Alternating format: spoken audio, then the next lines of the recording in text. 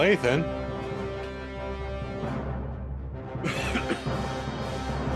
Kush's movie review. Kush's movie review. This is a segment where Kush reviews a movie. Funny enough. This week, George Foreman apparently has a movie about himself. Apparently he was a So we boxer. had Lathan. We had Lathan talk about the George Foreman grill. Oh, We it's actually have so owned two of healthy. those in our lifetime. We've owned two of those in our lifetime, and I'm rocking one right now as we speak. We had one for lunch today. It was pretty great. You ate the grill. I ate the grill and the Teflon and the screws and the nuts and the bolts, all of it. The plastic Mm, actually left to the side. That shit goes straight to your thighs. not an ounce of fat on that bad boy though. No, sir. No, sir. So, Anyway, what what do else did you he get up know to? about George Foreman? He boxed apparently. Okay, that's honest answer. Didn't he fight Muhammad Ali at some point in his career? He did fight Muhammad Ali. It was a pretty big deal, and we'll bring that up in the review here. And then that's that's his career highlights, according to Mike Fish. That's okay. That's okay. Again, this If isn't a only there test. was a movie You about his life where I could learn more. Indeed, indeed. Well, there is a movie, Mike Fish, and much of the spirit of the Whitney Houston review that we did, or even the Kurt Warner movie that we did, Oh, by the way, many. I recently watched that Whitney Houston movie. It's on Netflix now. So bad. Anyway, carry on. Okay. I Well, Mike hated Fish it. not a fan of I Want to Dance with Somebody. That's okay. Then you're gonna hate this movie. So, Why is it going to where I'm suddenly going with suggest this. that George Foreman was a lesbian and focused on that a lot? Anyway, never mind. Carry on. That would have actually made this movie more entertaining if George Foreman became a lesbian. That would be great. George Foreman is not a lesbian, but here's what he is. He Allegedly, is, no, confirmed. He is an egomaniac. Well, how do I know that? How can I say we dropped the alleged part? He has 6 children, Mike Fish, all named George, except for the daughter in that is group is she? named Georgina. Yeah. Okay. Perfect. Okay. Okay, he has an ego, and guess what else bled into his ego here? So we've been calling this movie Big George Foreman for short. The actual full title of this film is, excuse me, excuse me, Big George Foreman: The Miraculous Story of the Once and Future Heavyweight Champ of the World. That title is longer than my goddamn body, dude. Okay. Well, I That's actually see. I actually had I looked it up because I actually tried to do a lot of research for this for the podcast, obviously, and I actually found out the actual true story. Sorry, the actual title. Mhm. Do you want to actually find out? This would be a Waffle Box exclusive. Break it down. So the actual full movie title is Big George Foreman: The Miraculous Story of the Once and Future Heavyweight Champion of the World, who has lots of friends and has a really big dick. That's the official full title. He actually doesn't have many friends in this movie, so But I you did. I call shenanigans.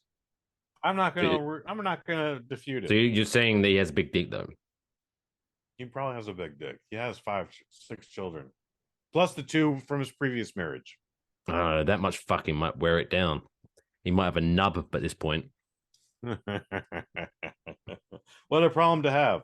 What a problem to have. So, this movie is PG-13. It is 2 hours and 9 minutes. It stars Chris Davies. That is Khairs. Davis, Jasmine Matthews as his second wife, and then Sullivan Jones plays Muhammad Ali. The biggest name in this movie is actually Forrest Whitaker, who plays his trainer. And yeah, man. So 2 hours and 9 minutes. It covers a lot. The title suggests, the trailer suggests this is all about his comeback. Once upon a time, Muhammad Ali, or George Foreman learned how to box, and then he became a gold medalist, and then he became the champion, and then he lost the title, and then he became a preacher, and then he decided, well, we're not making any money, and my money guy screwed me, so I got to box again, and went on another run, and then became the heavyweight champion again. There's 4 extra parts to this movie that we don't necessarily need. If we wanted this to be a Netflix series, we could get 10 great episodes out of all those arcs I just explained there. However, this movie is all about his fucking comeback, but it took us an hour and a half to get there. Like, it's it also has a lot of weird themes, man. So it goes from biopic to sports film to faith-based film back to a sports movie. And I have no problem with faith-based films. Excuse me for rubbing the mic there. I have no problem with faith-based films, but when you do that many tonal changes, none of it works. Like, you could have had a fantastic 2-hour movie that it told a little bit just there, just like, hey, I started out as nothing. I was getting into fights. I became a boxer, gold medal, heavyweight champion, fell off. Now this is the story of the 9 fights I took to become the heavyweight champion again at 45 years old, and an extra 100 pounds on my gut that I didn't have when I was the champion the first 2 times. So it's a body positive Um, movie. Yeah, actually, since you said it, yeah, it is. So he still has to drop some weight. When it comes to even discussing his comeback, he's like, yeah, I'm like 320 pounds. And Forrest Whitaker was like, fuck that. Don't come back here unless you're 265. But guess what? He does the work. It's a montage, as it probably should be. And Love a then he's montage. ready to go. It's a good montage. It's not a Well, bad yeah, montage. It's not a I'm not bad super montage. familiar with boxing and how that works, but I remember with my time that I used to watch UFC, I do remember the heavyweight division, the maximum weight you had to be was 265. So maybe it's similar for boxing. Probably. There are super heavyweights. The Klitschko brothers held those titles forever. And then Tyson Fury took one of them, I think. I don't know. Anyways, yeah. Like I said, this movie should have focused entirely on the comeback because that's what it advertised. That's what it implies in the freaking title. Um, for some reason, they change his opponent's name in this. So in 1994, he fought Michael Moore for the title, and I remember actually watching that fight on HBO. Like, I don't remember anything about the comeback. I was probably like 11 when this happened. Um, but I watched that fight, and it was a big freaking deal. Michael Moore is 19 years younger than George Foreman at that point, so for him to lose, big goddamn deal. But for whatever reason, in this movie they call him Archie Moore. I did some extra research. At no point, like on his Wikipedia, like, and then his friends called him Archie. Like, I don't understand the name change here. Well, Um, maybe because I, they can't suggest, oh, this is another Michael Moore. This is the guy that makes documentaries. It's not you. So it's obviously about the boxer. So maybe for yeah, whatever reason, he didn't but want his name in it, and so but like, fuck. as much as people would like to see the director of Bowling for Columbine get punched in the face, no one's mistaken him for this gentleman. It's pretty obvious. They do not I look don't know. anything like Mike I Fisher. don't know. Even if no matter, even if you don't like Michael Moore, the filmmaker, I wouldn't want to see him in a boxing ring because even if you really wanted him to get beat, it would just be one punch and it's over. You'd be left wanting more. No, I'm okay with it. I would love to see Michael Moore fight Uwe Boll. That would be a fun fight, to be fair.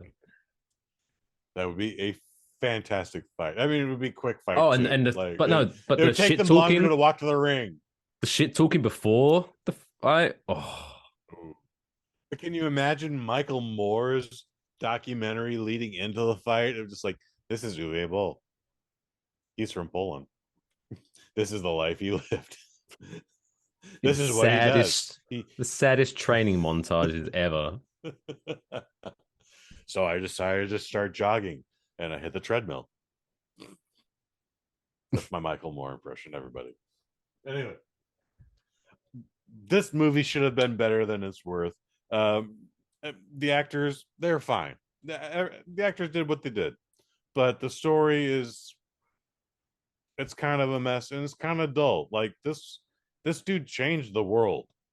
And again, in the spirit of Whitney Houston and Kurt Warner, this biopic is less than it should have been. So unfortunately, I'm giving it a 2 out of 5. Does it ever mention his grill?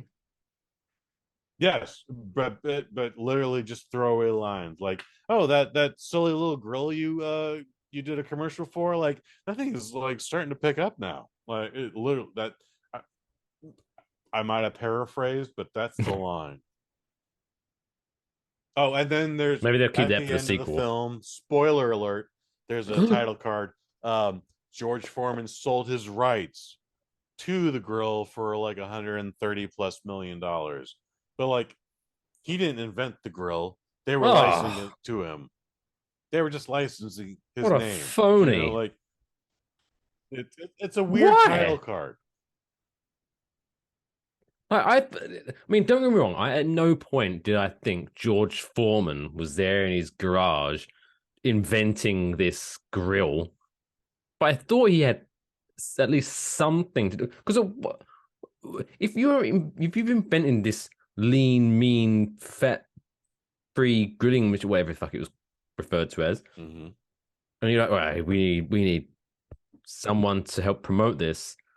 Whose first thought is George Foreman? So funny that you bring this up, and Oh, I'm not sure if you're trying to bait me here, but I guess you don't know. So no, I take it don't. with a grain of salt. Someone else was in line before George Foreman. And because it was like 2001 or whatever, like not everybody still has a cell phone, and those that do get reception in only the weirdest places. Like if you think you're in a restaurant and you're like, oh my god, I just happen to be under the frame of the building and I can't get my signal. Anyway, one person claims that he was in line for the grill and lost it to George Foreman, and that man was Hulk Hogan. Oh, of course, Hulk Hogan's trying to take away something from a black man. Can you give it a rest, Hulk? We get Fashion. it. You don't like black people. Just calm down. I'm far behind on whatever reference that is, but however, Really? that has been. We can talk Really? about that off air. We can talk about that off air. This has been a thing since at least 2004 when he had that reality show on VH1. That's how long Hogan knows best. this. Yes.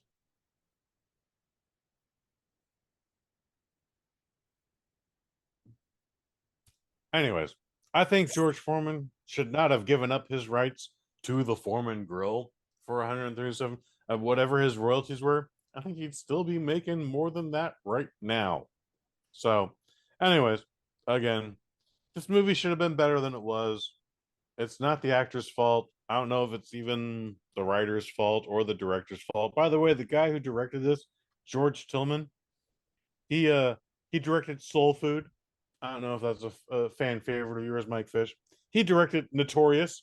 the Notorious B.I.G. project.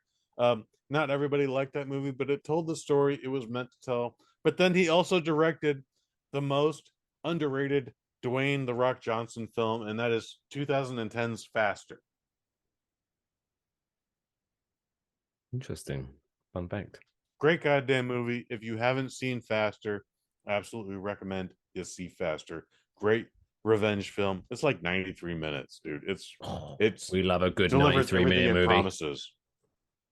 Has a weird ending. There's some weird edits in it, but if I recall, there's studio things going on, but whatever. Like, for what it is, fantastic fucking film. Faster.